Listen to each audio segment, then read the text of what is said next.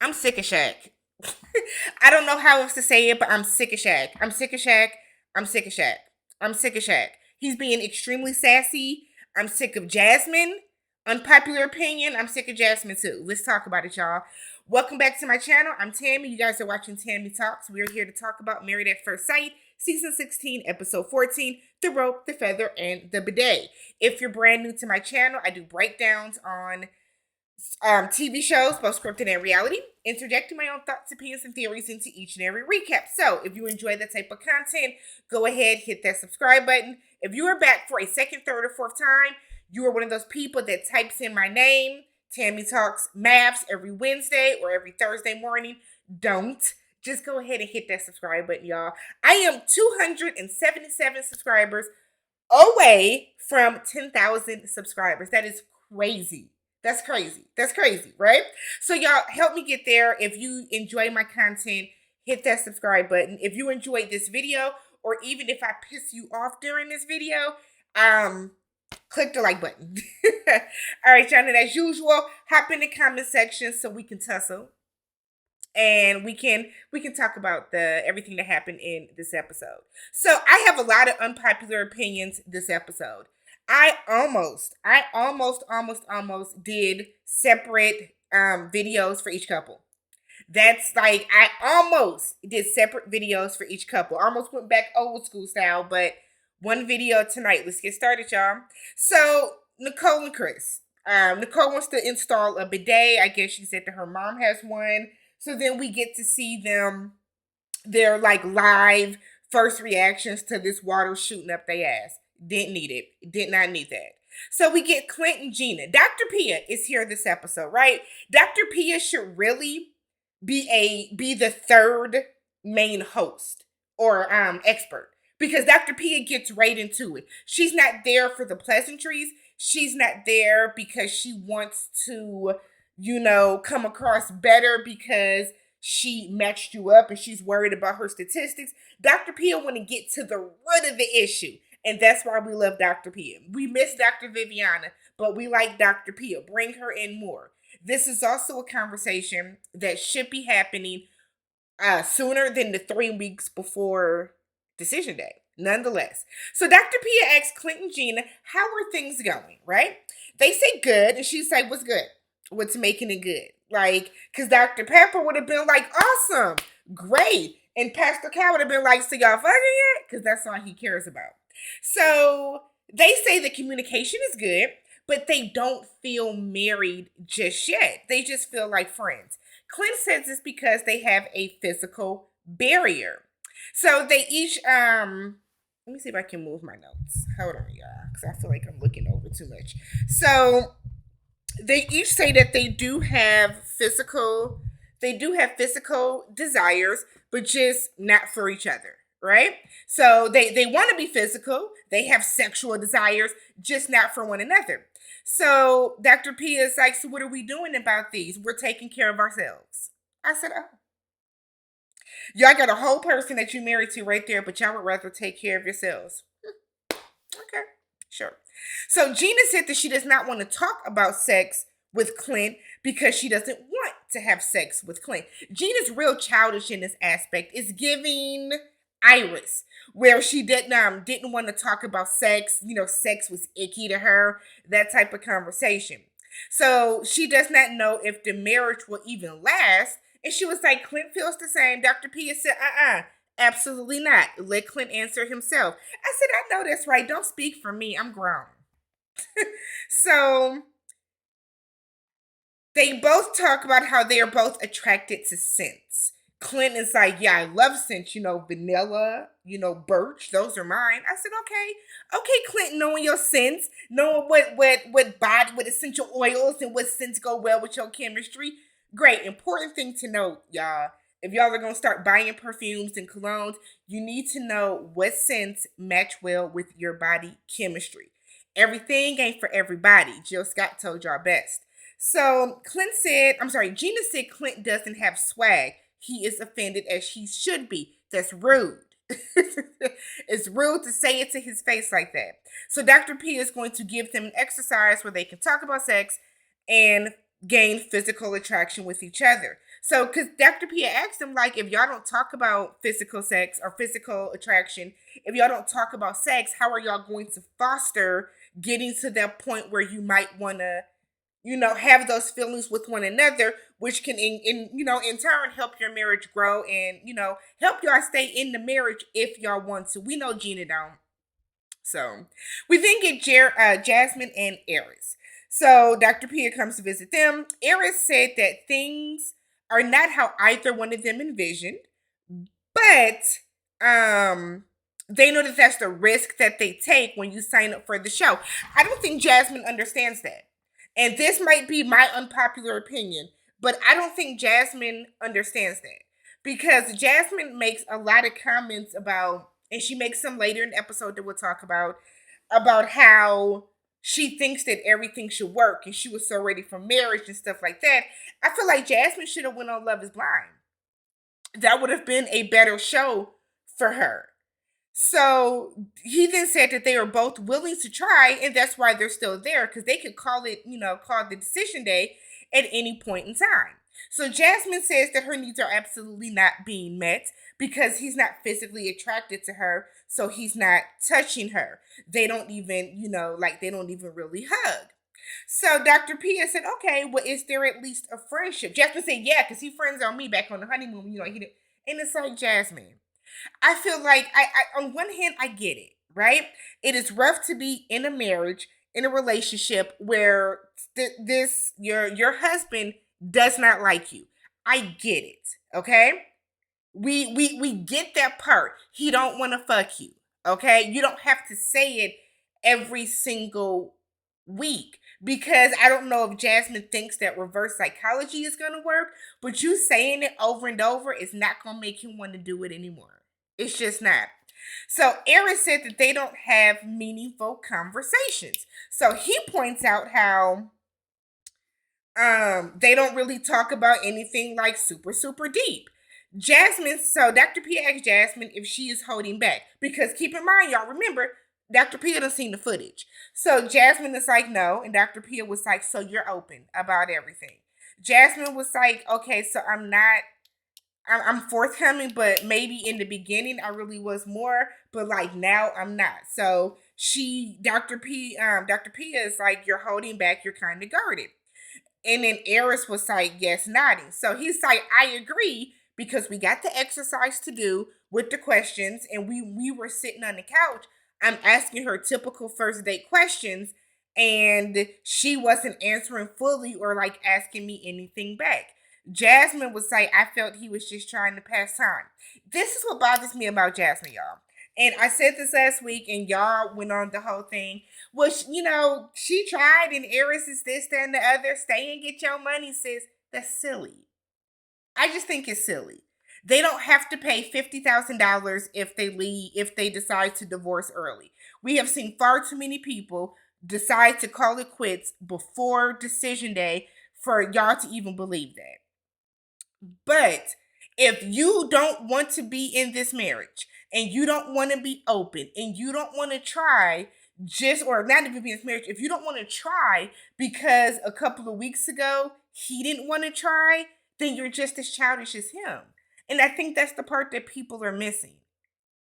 That's the part people are missing. If Jasmine truly does not want to be in this marriage, and she does not want to go forward with this, we would not hear her say every week about how he doesn't want to sleep with her, how he's not attracted to her. See, I think Jasmine came into this process, and because Jasmine is a pretty woman, she came into this expecting her husband to be all up on her. And the fact that he's not, she did not know how to deal with that emotionally. And this piggybacks to the fact that she did have the lower self-esteem, the lower self-worth earlier in her life.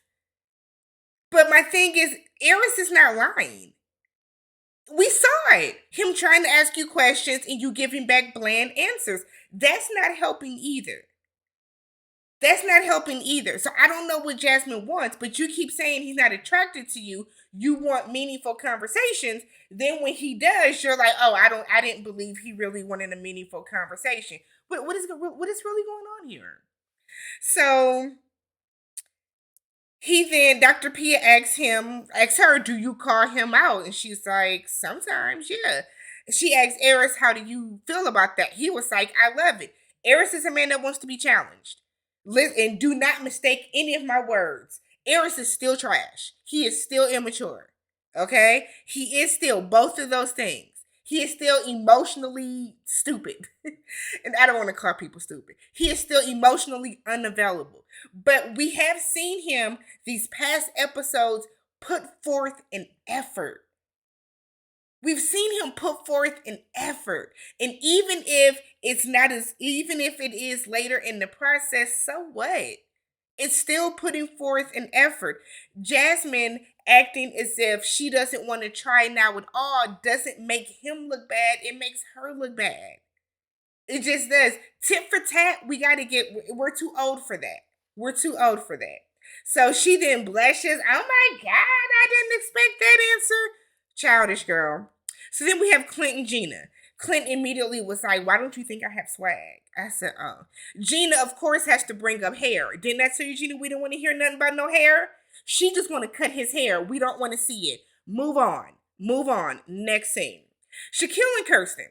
I have a lot of unpopular opinions about this because I feel like Shaquille is the problem now. So they're on FaceTime. He's in Memphis for work. So Kirsten is saying in the confessional, I miss Shaquille and I wish I could be there to support him. I said, do you though? You look like somebody got a firearm to your back making you say it. So when they're on FaceTime, they're having this very awkward, bland conversation. How's work? It's good. How did it go? The president liked it. When I have to wake up tomorrow early. You gotta get up early. I can't wait for you to get back. I don't know what time I'm coming back. I said, oh God, what is going on? So Kirsten said that she missed him last night when she went to bed, and he does not respond. So I think she senses the awkwardness. So she blows him a kiss and gets off the phone call. He apparently didn't catch it, and so she calls him back, and it's like, I blew you a kiss. And he was like, I didn't see it. She blows it again. He literally does the exact same thing, which is ignore it. And then they get off. I'm sick of both of their asses. Both of you say no on decision day. Both of you. Nicole and Chris. So Dr. PM is meeting with them and they start to talk about sex and how they waited to have sex until after the honeymoon because sex for them in the past has negatively affected their relationships. So in Chris's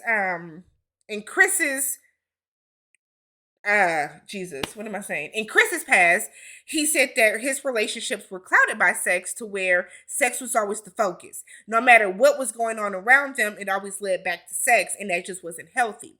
Nicole said that in her relationships where sex clouded everything, it's because she would have sex just because she wanted to feel wanted. So even though, the relationship would be, a firestorm, she didn't care because as long as the sex was good, that was okay with her. But then she would sometimes feel dirty and ashamed afterwards. And she said that she would have the sex because she wanted to feel wanted. So Dr. Pia asked them, what about foreplay? Nicole said that the foreplay isn't a lot. I mean, it's not a lot of foreplay, but I mean, it's enough. It's not. If you have to answer like that, it's not enough. So Dr. Pia asked her if she's a people pleaser. Nicole said, no, yes, you are. You are bending over backwards. Where is your dog?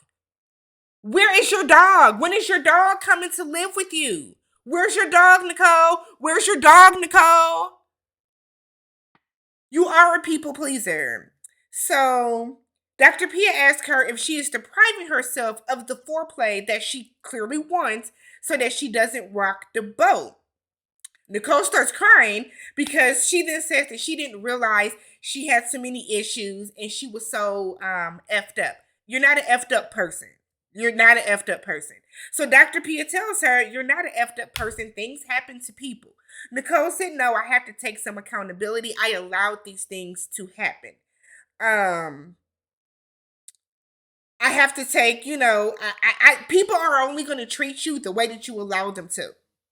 So kudos to Nicole for having that self-awareness. So I feel like that was a test from Dr. Pia anyways. So Dr. Pia tells her, look, you got a husband that wants to be there for you and talk to you about these things. Open up to him, let him. If there's something that you do not like, if you're not getting something out of the marriage, you're not getting something from him, let him know, because he's there, ready, willing, and able to talk to you about it. So she wants Nicole to, hopefully get past this self-deprecating talk. I hope you do too, because Chris don't like it. And Chris has told us a couple of times on camera he does not like it. Nicole, go get your dog. So then we get Jasmine and Eris, and they are making a HelloFresh meal together. So Eris said in his confessional he has learned a new definition of what intimacy is. It ain't just sex. I said, look at this nigga here. Oh God. Oh Lord. So they're talking. He tells her that he talked to her sister. And he was saying that how his sister told him that, Jasmine should not have to do anything to receive your love. She shouldn't have to be a certain way to receive your love. And for whatever reason, Eris didn't realize that. That's concerning. So then Jasmine brings up, well, my sister also said you told her that you clapped for me because Pastor Cal told you to. So Eris is like, yeah, Pastor Cal said that, the quickest way to, get the marriage going in a good way is to clap for your wife no matter what when I see her, because it'll help me in the long run. So Jasmine is like, so you were basically clapping for me to lie to me. And Eris was like, I did it to, for you. And she's like, but you did it to lie to me. I guess I didn't understand the argument here personally. I feel like, again, Jasmine wants to be mad about something. I think she does. And like, people keep saying Jasmine is completely checked out. No, she's not. Jasmine, again, is like, she says in this statement that she feels that her husband should be smitten with her. She wants her husband to see her right away and be smitten with her. You knew that there was a chance that would not happen. And I think once Jasmine gets that out of her head, but she can't. She can't get that out of her head because Jasmine came into this process. Y'all know I'm telling the truth. Y'all just don't want to admit it because we're on the hate Eris train. But y'all have to admit, Jasmine came into this expecting her husband to absolutely like her, to pick her up and want to bang, bang, chitty, bang, bang all the time. And the fact that Eris is not physically attracted to her, she does not know how to deal with it. So instead, she was childish and screamed it from the heavens every chance she got. And now that he wants to actually try, she like has an issue with that where I don't know if I believe it. I mean, and it's like, well, what do you want? Get a divorce then. Make it your decision day. But to sit and be miserable, them married at first checks are not that big. They're not that big. You don't get fame from it. Do we remember any of the people from the past seasons? Do we care about any of the people from the past seasons? No, we don't. So we get Shaq and Kirsten. They are now meeting with Dr. Pia and this shit here, y'all.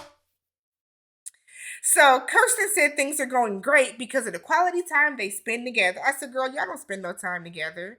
So Shaq said it's been rocky, but it's been more good days than bad. He's trying to find out how he can balance school, work, and then his wife. You should have had that kind of figured out in your head or some type of game plan before signing up for this show. Where are they getting these people from? Where are they getting these people from? You should have had all of this figured out or some type of game plan before you decided to take a wife. You knew you were in school for your doctorate. You knew that you were heavily involved at the school.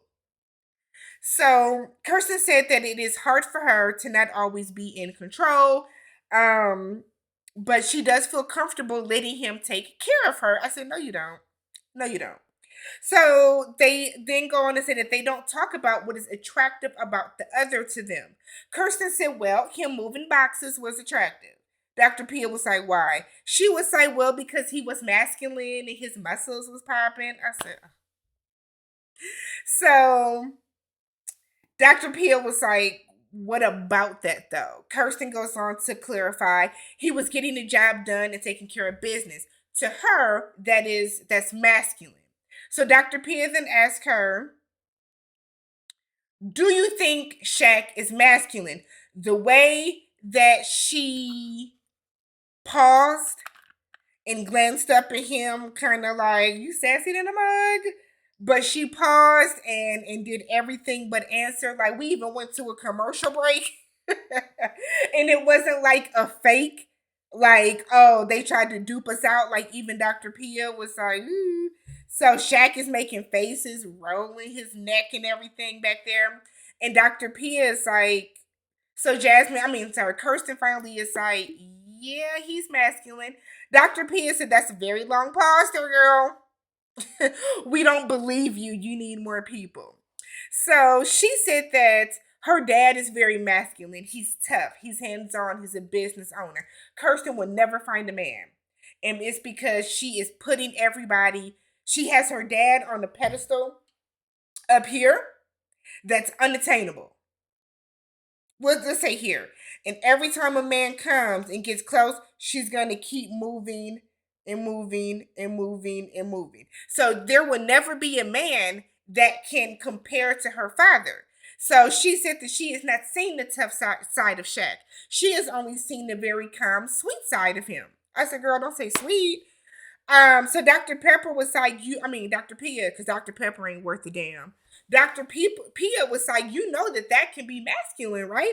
A man being very much in control of his emotions, being in tune with his emotions, can be masculine as well. So Dr. Pia is like you can tell Dr. Pia is judging the fuck out of her. Kirsten said that the toughness can make her feel safe. I said, not you wanting, okay, I'm not even going to do it. So Dr. Pia said, do you feel safe with Shaquille? Kirsten said that's a hard question and then was like, yes. So then she was like, thank you, Shaquille, for, being quiet during this. How do you feel about this? Shaq rolled his neck and was like, am I not masculine enough? Do you not feel safe with me? I said, look at this.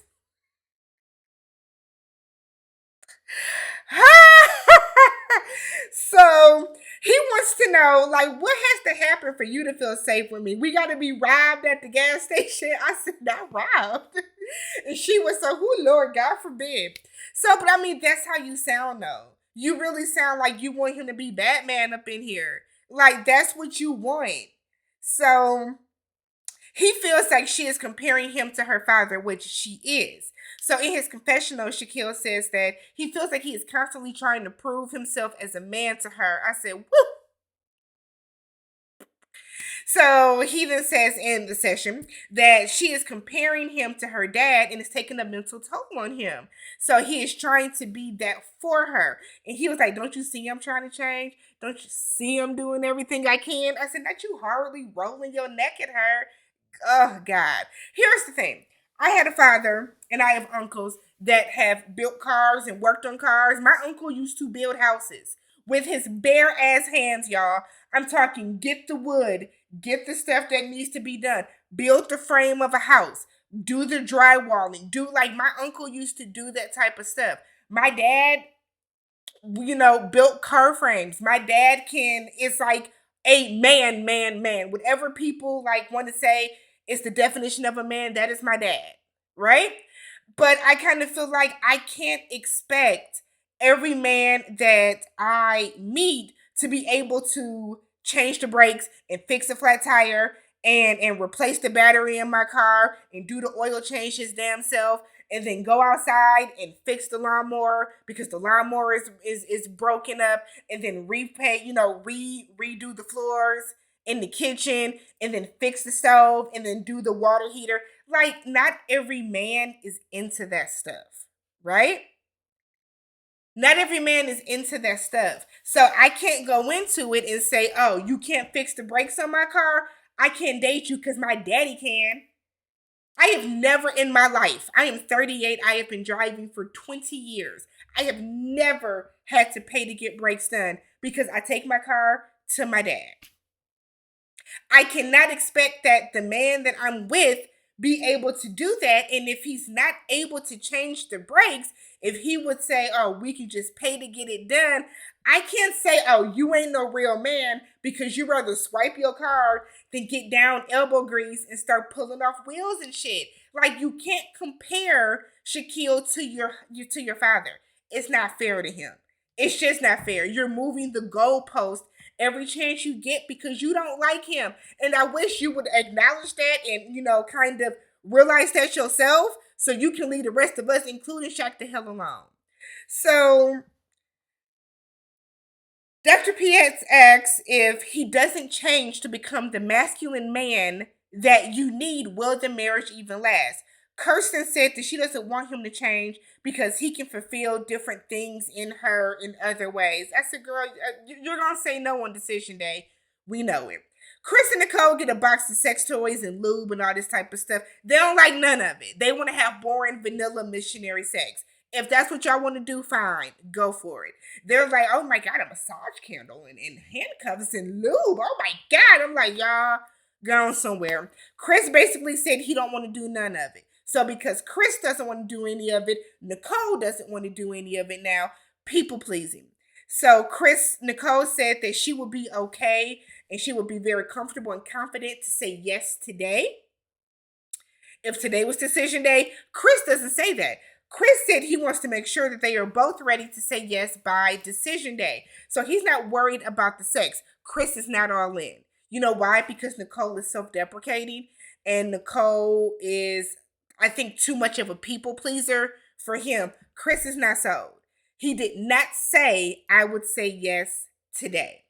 Clint and Gina, they get this list of questions that they need to ask about each other, about sex. I'm sick of seeing Gina's dog. Quit putting a name tag and a little whatever on the screen about this damn dog. Why is that dog always in that kitchen? He looked like he sheds like hell. I am sick of seeing Hank.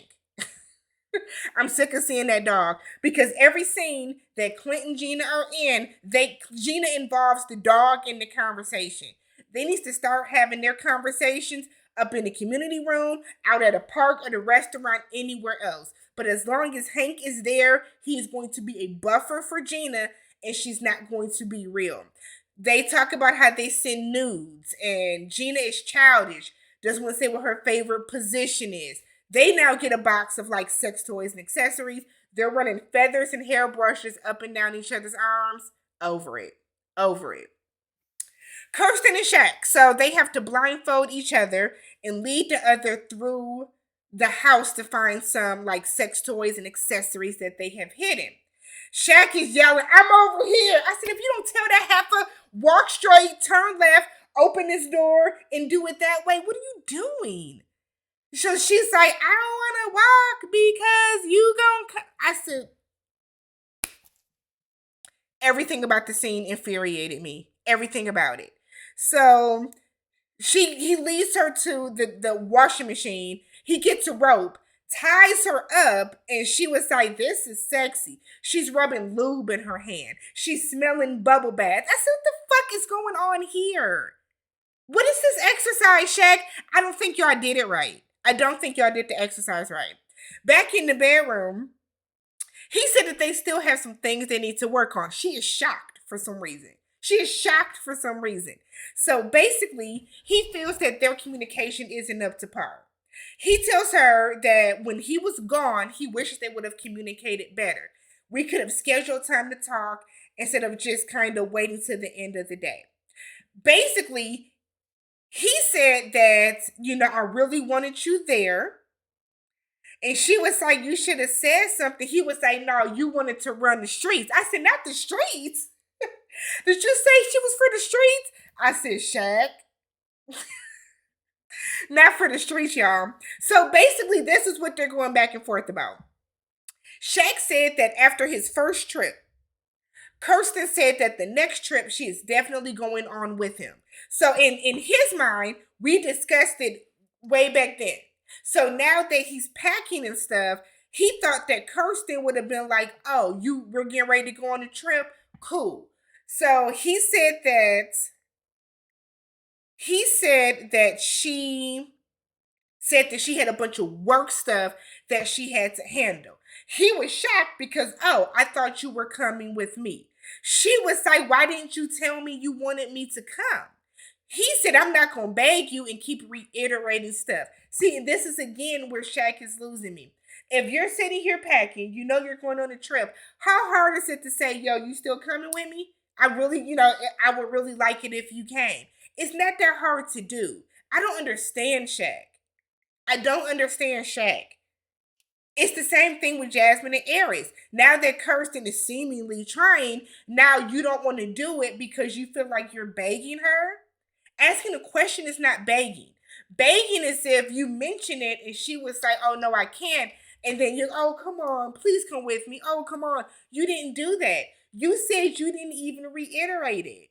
So what are you mad about if you didn't bring it up? So then she said that she does not want him to feel like she doesn't support him or want to be around him. Shaq is in his confessional. They ask him, are you happy? He said, happy is a stretch. He is grateful and overjoyed in this marriage. I said, nigga, don't overjoyed me happy. Isn't overjoyed a step above happy? But we then see her leaning in close to him. Clearly, she wants him to reciprocate, lean back in and kiss her. And he would say, man, get out of my face. I said, Shaq, sassy. Okay. So then we have the guys. The guys are all meeting up at a baseball diamond, and they're gonna do some like batting with like a little machine that's gonna pitching machine. Clinton stinking up the joint, striking out. So they all sit down to talk. Chris out to Nicole. She has self-worth issues, guys. She don't like her damn self. I said, Chris, I really don't feel like that was something that needed to be shared with the group. Shaquille then feels that they are at a 7 out of 10. You can't. You can't possibly. You just said that you're not happy. How are y'all at a 7? So he said that all he wants is support. He then said that they are only on second base. I thought they had sex by now. No? Okay, maybe it was me, but I thought that they insinuated that they had sex the night that he was like slathering paint like this on her, but okay. Eris said that Dr. P didn't even talk to him about sex.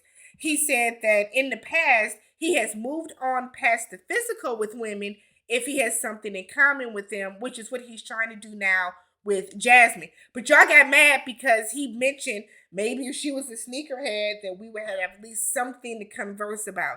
Y'all got offended by that because God forbid a woman wear sneakers. I guess that was your issue. So we then are back over with the ladies that are at a cocktail making class. Gina reminds us that she was a bartender. We don't care, Gina. We don't care about none of your jobs. Trust me. Trust.